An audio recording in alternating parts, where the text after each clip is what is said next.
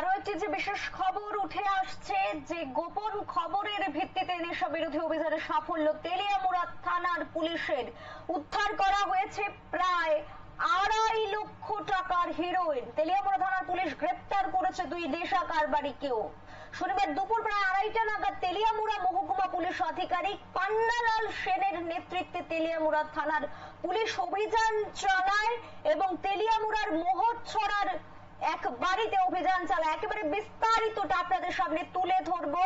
যে শনিবার দুপুর 2:30টা নাগাদ তেলিয়ামুড়া মহকুমা পুলিশ আধিকারিক পান্নালাল সেনের নেতৃত্বে তেলিয়ামুড়া থানার পুলিশ অভিযান চালিয়েছে মোহরছড়া স্থিত প্রভারঞ্জন দেবনাথের বাড়িতে এবং অভিযানকালে সেখানে উপস্থিত ছিলেন পঞ্চায়েতের প্রধান এবং পঞ্চায়েত সদস্য সহ ডিসিএম অমিত রায় চৌধুরী। প্রভারঞ্জন দেবনাথের বাড়িতে তল্লাশি চালিয়ে পুলিশ হেরোইন সহ 500টি খালি কৌটা উদ্ধার করেছে, যার বাজার মূল্য আনুমানিক 2.5 লক্ষ টাকা হবে বলে জানিয়েছে মহকুমা পুলিশ আধিকারিক পান্নালাল সেন। পুলিশ গ্রেপ্তার করেছে প্রভারঞ্জন দেবনাথ সহ তুইসেন্দ্রা এলাকার জয়দেব দেবনাথকে। নেশা বিরোধী অভিযান বারবার এই কথা শুনে যায়। নেশা বিরোধী অভিযানে রয়েছে রাজ্য পুলিশ প্রশাসন এবং রাজ্যের মুখ্যমন্ত্রী সহ পরিষদীয় অন্যান্য মন্ত্রী এবং হেভিওয়েট নেতৃত্ব প্রত্যেকের মুখে যে স্লোগানটি শোনা যায় যে নেশা মুক্ত ত্রিপুরা, নেশা মুক্ত ত্রিপুরা, কিন্তু আদৌ বাস্তবে নেশা মুক্ত ত্রিপুরা কতটা হচ্ছে সেটা প্রশ্নের মুখে। এই মুহূর্তে দাঁড়িয়ে বলা যায় যে প্রায় প্রত্যেক দিন রাজ্যের বিভিন্ন প্রান্ত থেকে নেশা সামগ্রী আটক হচ্ছে। বিভিন্ন প্রান্ত থেকে নেশা সামগ্রী আটক হচ্ছে, নেশা কারবারিদের তাদের আটক করছে এবং পুলিশ নেতৃত্ব পান্নালাল সেনের নেতৃত্বে আজকে তেলিয়ামুড়া থেকে প্রভারঞ্জন দেবনাথের বাড়িতে যে অভিযান চালানো হয় তার পরবর্তীতে পুলিশ আধিকারিক প্রভারঞ্জন দেবনাথের বাড়িতে অভিযান চালিয়ে পুলিশ আধিকারিক পান্নালাল সেন কি বলেছেন একটু শুনবো তার বক্তব্য।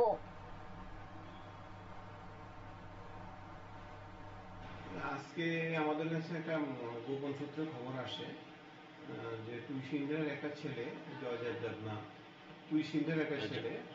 দেবনাথ, বাবার নাম দিলীপ দেবনাথ, সে কিছু হিরোইন ড্রাগ নিয়ে এসে মোহরছড়া উত্তর পাড়াতে প্রভারঞ্জন দেবনাথ ওনার বাড়িতে গেছে এবং সে সেখান থেকে এই ড্রাগগুলি বিভিন্ন জায়গাতে বিক্রি এবং স্মাগলিং করার লেগে মানে চেষ্টা করতেছে। এই ইনফরমেশনটা সাথে সাথে আমাদের বলা হয়েছে যে এটা যদি পুলিশ ইমিডিয়েটলি কোনো অ্যাকশন না নেয় তাহলে এটা সে যে জায়গা থেকে মালটি সরাই নিতে পারে। এই ইনফরমেশন বলে আমরা সাথে সাথেই এখানে যে এক্সিকিউটিভ ম্যাজিস্ট্রেট আছেন দায়িত্বে অমিত রায় চৌধুরী, ওনাকেও জানাইছি আমাদের সাথে অ্যাকম্পানি করার জন্য। আর থানার থেকে রজতমণি জমাতিয়ারকে রেড করার আমরা এতক্ষণ ধরে শুনেছি পান্নালাল সেন পুলিশ আধিকারিক যার নেতৃত্বে আজ অভিযান করেছে তেলিয়ামুড়া মহকুমার মোহরছড়া স্থিত প্রভারঞ্জন দেবনাথের বাড়িতে, তার কি বক্তব্য ছিল। তবে তেলিয়ামুড়া এই মুহূর্তে নেশার একেবারে আতুর ঘরে পরিণত হয়েছে। প্রায় প্রত্যেক দিন সেখান থেকে নেশা কারবারিরা আটক হচ্ছে। আমাদের সঙ্গে রয়েছে আমাদের তেলিয়ামুড়ার প্রতিনিধি বিমলেন্দু দা, আমরা একটু তার সাথে কথা বলবো। সেখানকার কি পরিস্থিতি রয়েছে, একেবারে গ্রাউন্ড জিরো যে রিপোর্টটা রয়েছে সরাসরি তুলে ধরবো আপনাদের সাথে। দাদা, প্রথমেই আপনাকে স্বাগত স্যান্দন টিভির পর্দায়। ধন্যবাদ। যে আজকের অভিযানে 2 জন আটক হয়েছে। এর আগে দেখা গেছে আসাম পুলিশের হাতে তেলিয়ামুড়ার একজন বড় ব্যবসায়ী এই নেশা কারবারিকে কেন্দ্র করেই আটক হয়েছেন। তাহলে তেলিয়ামুড়া এই যে মহকুমাটা কি একেবারে নেশার আতুর ঘরে পরিণত হয়ে গেছে? অ্যাকচুয়ালি সবচেয়ে বড় জিনিস যেটা প্রথমে আমি তোমাকে যেটা বলবো যে আমাদের রাজ্যের মুখ্যমন্ত্রী যে নেশা বিরোধী রাজ্য হিসাবে ঘোষণা করার জন্য যে আপ্রাণ চেষ্টা চালিয়ে যাচ্ছে, কিন্তু সেটা কিন্তু এখনো 7 ভাও জলের নিচেই আছে।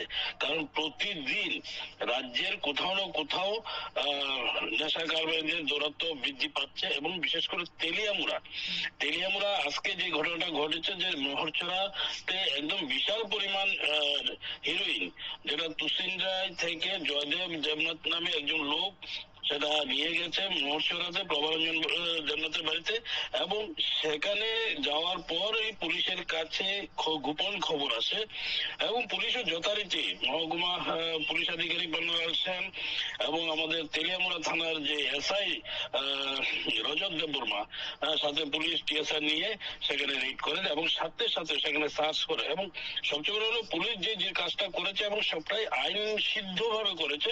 যেখানে যাওয়ার আগে একজন ডিসিএম কে নিয়ে গেছেন, ম্যাজিস্ট্রেট নিয়ে গেছেন এবং ওইখানে যাওয়ার পর সেখানে যে পঞ্চায়েত আছে, পঞ্চায়েতের প্রধান এবং সেই যে যে এলাকা থেকে তুলে আনা হয়েছে সেই এলাকার যিনি নির্বাচিত সদস্য রয়েছেন ওনাকেও রাখা হয়েছে সাথে। এবং তারপর ঘরে ঢুকলেন এবং সার্চ করলেন। সেখান থেকে প্রায় বিশাল পরিমাণ দুই কেস হেরোইন উদ্ধার হয়েছে এবং এমটি যে খোলগুলা যে ইয়েগুলো আছে কৌটোগুলি, এমটি কৌটো পাওয়া গেছে প্রায় 500 মতো। হ্যাঁ, যেটার আনুমানিক বাজার মূল্য প্রায় 2 থেকে 2.5 লক্ষ টাকা। এখানে একটা জিনিস হলো যে তেলিয়ামুড়া আনাচে কানাচে ব্যবসার কিন্তু অভাব নেই। সেই ফেন্সিডিল বলুন, তারপরে হিরোইন বলুন, সেটা চলছে।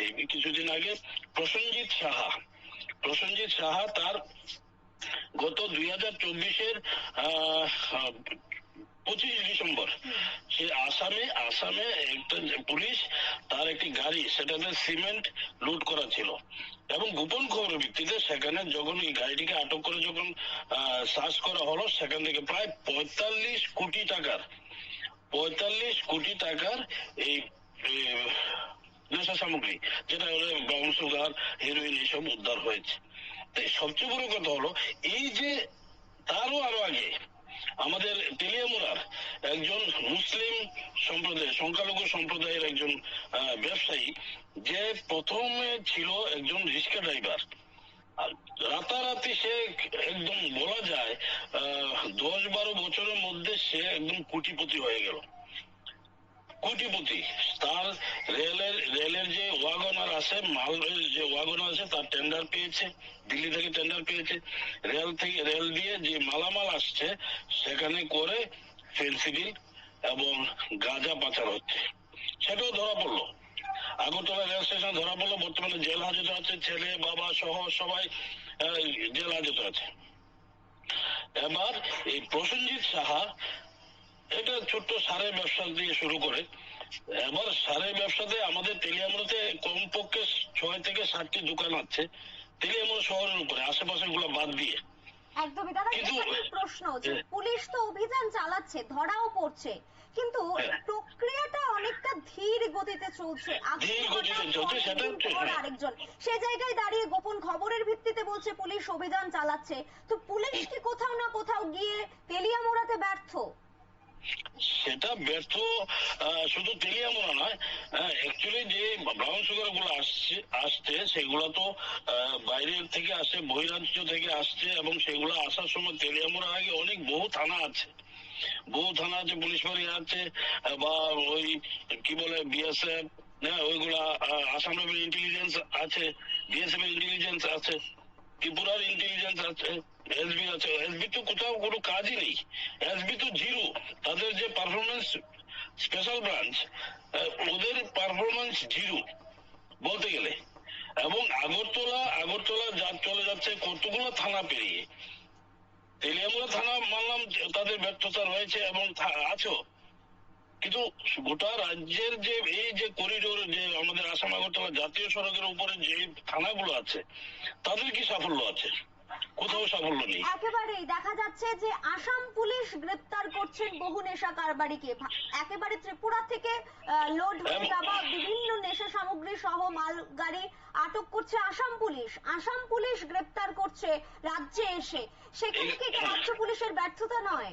নিশ্চয়ই ব্যর্থতা। এবং সেখানে ধরা হচ্ছে, বলতে একটা জিনিস হলো যে আমাদের ত্রিপুরা থেকে যেগুলো যাচ্ছে সেটা হচ্ছে গাঁজা, এবং বাইরে থেকে যেগুলো আসছে সেগুলো ফেন্সিডিল এবং হিরোইন বা ব্রাউন সুগার, এসব আসছে বাইরের রাজ্য থেকে।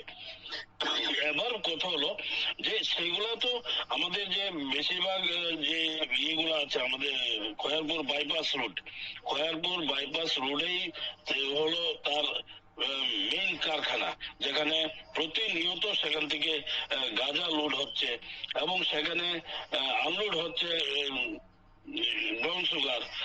তো ব্যাপারটা হলো এই যে এতগুলো থানা পেরিয়ে যাচ্ছে, থানার ভূমিকা গুলো কোথায়?